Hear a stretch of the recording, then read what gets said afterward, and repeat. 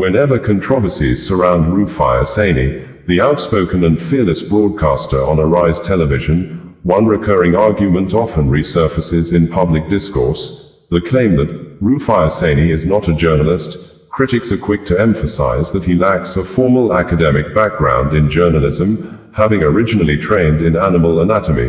But beyond the semantics of qualification, a deeper question emerges: what truly defines a journalist, and what are the core functions of journalism in society? As mass communication teacher, we teach students from the very first class that the media exists to inform, educate, entertain, and preserve cultural heritage.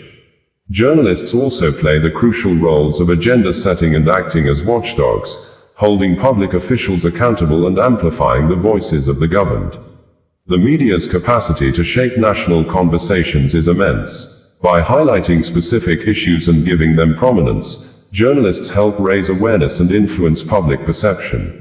It is through such agenda-setting functions that societies engage in dialogue, debate, and reform, thereby playing a participatory role in the process of governance.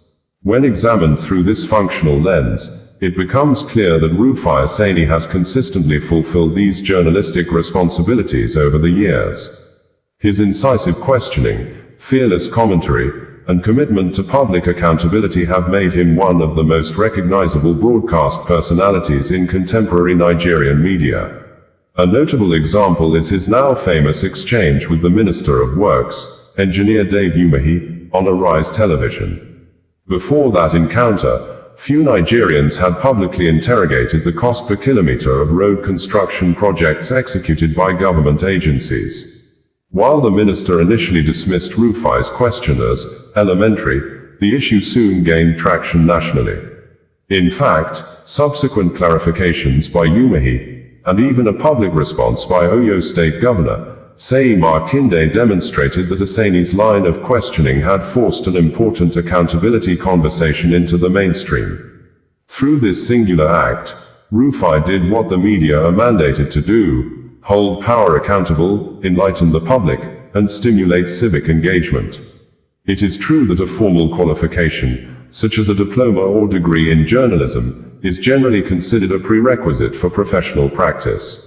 Yet, history tells a different story about the Nigerian press. Many of the country's most celebrated media pioneers, from Herbert Macaulay to Ernest Akoli, Nnamdi Azikiwe, and Obafemi Awolowo, were not trained journalists in the academic sense. Nevertheless, through passion, intellect, and experience, they became towering figures in the nation's journalistic landscape.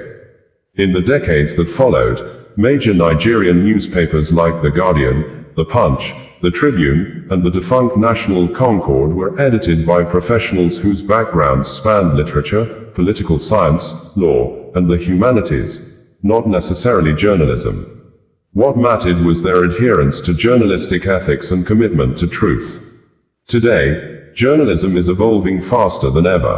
The rise of social and digital